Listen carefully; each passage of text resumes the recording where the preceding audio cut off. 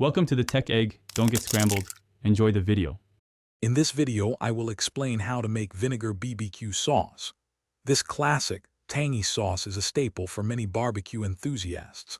We'll start by gathering our core ingredients, focusing on apple cider vinegar for that signature zing.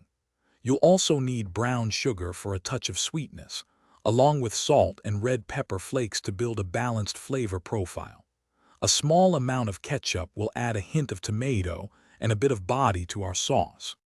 Now, let's get started by combining our foundational ingredients.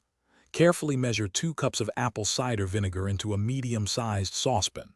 Next, add 1/4 cup of packed light brown sugar and 2 teaspoons of salt. To introduce a bit of heat and complexity, stir in 1 tablespoon of red pepper flakes.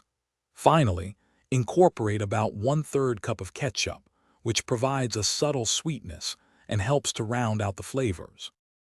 Once all your ingredients are in the saucepan, place it over medium heat and bring the mixture to a gentle boil, stirring continuously to dissolve the sugar and salt.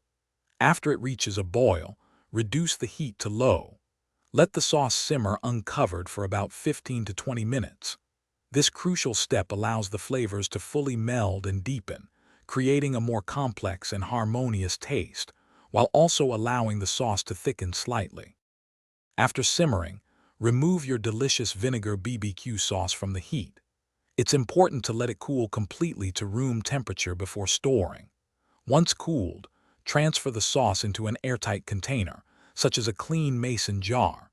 For the best flavor development, refrigerate the sauce for at least a few hours, or ideally overnight. This allows all those wonderful flavors to truly mingle and intensify, making it perfect for your next barbecue.